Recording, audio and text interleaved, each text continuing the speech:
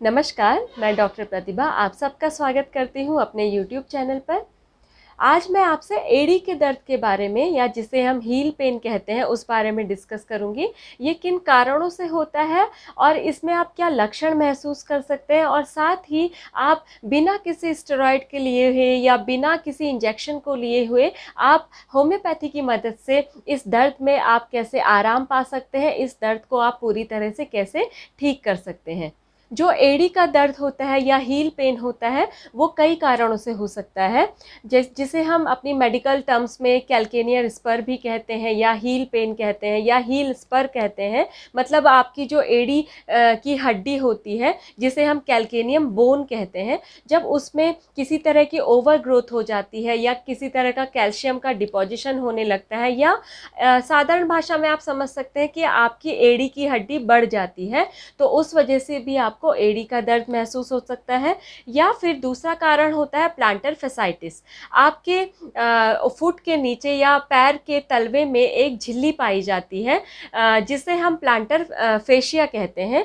ये जो झिल्ली होती है या इसे जो ये फेशिया है, जब इसमें किसी तरह की सूजन आ जाती है तो या इन्फ्लामेशन हो जाता है तो उसे हम कहते हैं प्लांटर फैसाइटिस।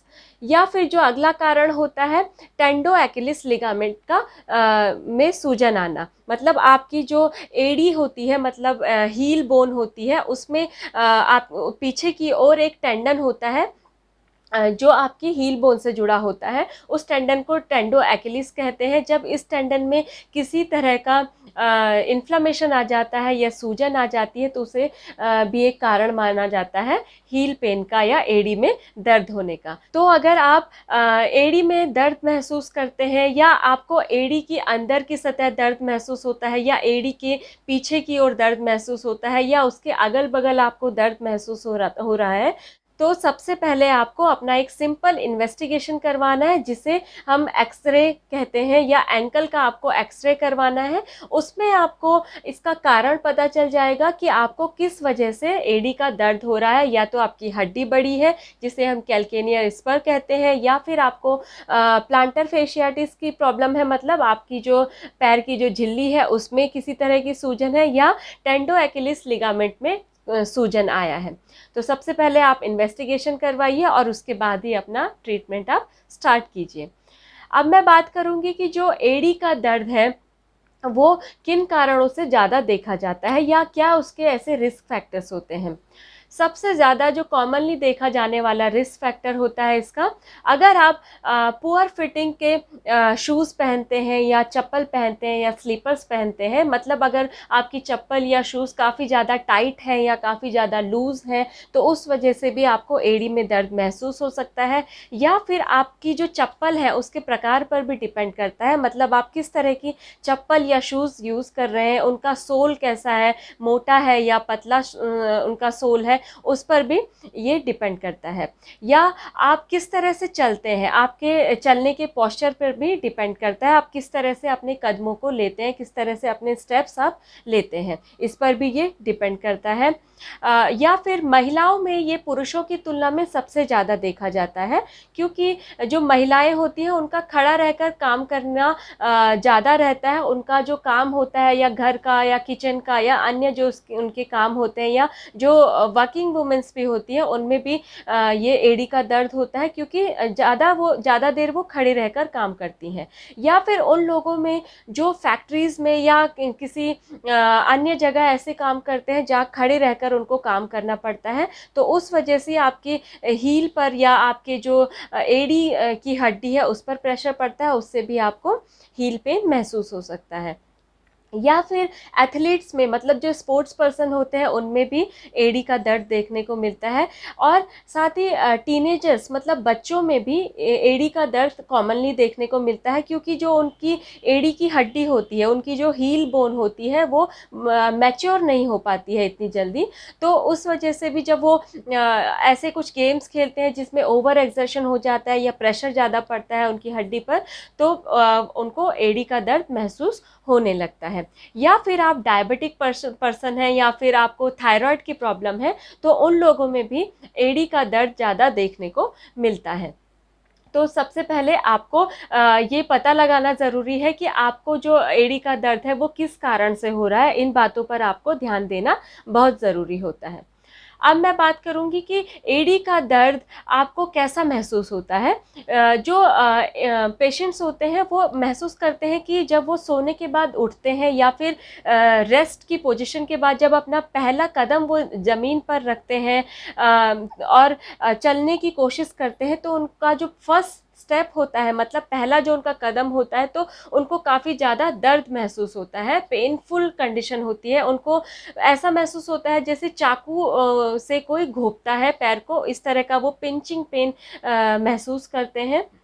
लेकिन जैसे-जैसे अपने वो कदम बढ़ाते जाते हैं उस तरह से उनका दर्द कम होता जाता है। तो ये एक पेक्यूलियर सिम्पटम होता है हील पेन का। अब मैं बात करूँगी कि इसमें ट्रीटमेंट लेने से पहले आप कुछ ऐसे मैनेजमेंट ले सकते हैं, अपने घर पर भी इन चीज़ों को आप कर सकते हैं, जिससे आपको एड़ी के दर्द में निजात मिल सकता है, एड़ी के दर्द को आप ठीक कर सकते हैं।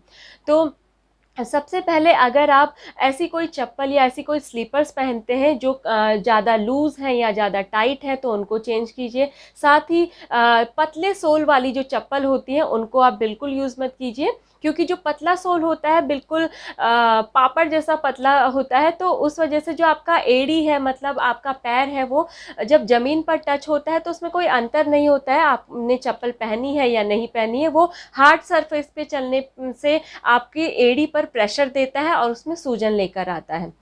और साथ ही आप अगर हाई हील्स पहनते हैं, हील्स आप ज़्यादा पहनते हैं, तो उनको भी आप अवॉइड कीजिए। इसके साथ ही आप कॉन्ट्रास्ट बाथ को भी यूज़ कर सकते हैं। कॉन्ट्रास्ट बाथ में आपको करना है कि आपको एक टब या बाल्टी में गर्म पानी लेना है और दूसरी बाल्टी या टब में आपको ठंडा पानी लेना है, और जिस एड़ी में आपको दर्द है उसे आपको पहले गर्म पानी वाले टब या बाल्टी में रखना है। इसे 4 मिनट तक आप रखिए और उसके बाद उसे निकाल कर आपको तुरंत ठंडे पानी में रखना है। इसे आप 1 मिनट तक रखिए और इसी प्रोसेस को आपको करते जाना है। 5 से 6 बार करना है आपको इसे। और आप अगर इसे दिन में 2 बार करते हैं तो काफ़ी अच्छा है, लेकिन अगर आप दिन में 1 बार भी इसे करते हैं तो आप देखेंगे कि आपका जो एड़ी का दर्द है वो काफ़ी ज़्यादा हद तक ठीक हो जाता है। आपको मेडिसिन्स की भी इसमें हेल्प नहीं लेनी पड़ती है। तो आप इसे ज़रूर ट्राई कीजिए। अब मैं बात करूँगी, अगर आपको मैनेजमेंट करने के बाद भी, मतलब जो मैंने अभी घर पर मैनेजमेंट का उपाय आपको बताया, ये करने के बाद भी अगर आपको रिलीफ नहीं मिलता है, तो आप इसमें होम्योपैथिक मेडिसिन्स की हेल्प ले सकते हैं। होम्योपैथिक मेडिसिन्स इसमें आपको दर्द से आराम भी दिलाती हैं, साथ ही आपके सूजन को भी कम करती हैं। बिना किसी स्टेरॉइड को लिए हुए, बिना किसी इंजेक्शन को लिए हुए आप इसमें होम्योपैथी की मदद से आपके दर्द को ठीक कर सकते हैं। क्योंकि जब आप स्टेरॉइडल कोई इंजेक्शन आप इस पर लेते हैं, अपनी एड़ी पर किसी तरह का इंजेक्शन लेते हैं, तो अगर आप उसमें 2 या 3 से ज़्यादा इंजेक्शन आप ले लेते हैं तो उसमें एक रिस्क होता है कि वहाँ की जो मसल्स होती हैं वहाँ पर एट्रोफी हो सकती है, मतलब वहाँ का जो मांस होता है वो कम हो जाता है और आपकी जो कंडीशन है वो काफ़ी ज़्यादा वर्स हो जाती है। तो अगर आप इन सब चीज़ों से निजात पाना चाहते हैं तो इसमें आप होम्योपैथी यूज़ कर सकते हैं। होम्योपैथी में ऐसी काफ़ी अच्छी मेडिसिन हैं जिन्हें यूज़ करके आप अपने एड़ी के दर्द को पूरी तरह से ठीक कर सकते हैं। फर्स्ट मेडिसिन है इसमें कैलकेरिया फ्लोर, आप स्क्रीन पर देख सकते हैं। कैलकेरिया फ्लोर 6x पोटेंसी में आपको लेनी है। ये मेडिसिन आपकी जो हड्डी बड़ी होती है वहाँ पर जो कैल्शियम की डिपोजिशन होता है उसको भी गलाने का काम करता है और साथ में आपका जो दर्द है उसको भी ये कम करता है। तो इसकी आपको 4-4 टैबलेट दिन में 3 बार लेनी है और इसके साथ आपको हल्का गुनगुना पानी पीना है। नेक्स्ट जो मेडिसिन है इसमें आर्निका 200।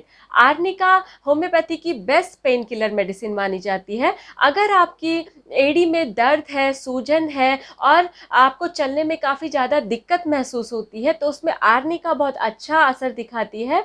और आर्निका आपकी हील की जो ब्लड सर्कुलेशन है, मतलब एड़ी की सतह का जो सर्कुलेशन होता है उसको भी ये मैनेज करता है। तो आर्निका को आपको 2-2 बूंदे सुबह और रात को लेना है। डायरेक्ट टंग पर आपको इसको लेना है। नेक्स्ट मेडिसिन है इसमें रस्टॉक्स 200। ये एक सबसे ज़्यादा इम्पॉर्टेंट मेडिसिन है हील पेन के लिए, क्योंकि इसमें आप महसूस करते हैं कि जब आप अपने पहले कदम ज़मीन पर रखते हैं तो आपको दर्द महसूस होता है बहुत ज़्यादा, और लेकिन जब आप चलना शुरू करते हैं, अपना प्रॉपर मूवमेंट शुरू कर देते हैं, कुछ स्टेप्स और आप आगे बढ़ते हैं, तो आपका जो दर्द है वो कम हो जाता है। तो इस सिम्टम को ध्यान में रखते हुए रस्टॉक्स एक बहुत ही अच्छी मेडिसिन है, बेस्ट मेडिसिन है हील पेन की। इसको आपको 200 पोटेंसी में इसकी 2-2 बूंदें आपको सुबह, दोपहर, शाम 3 बार लेना है।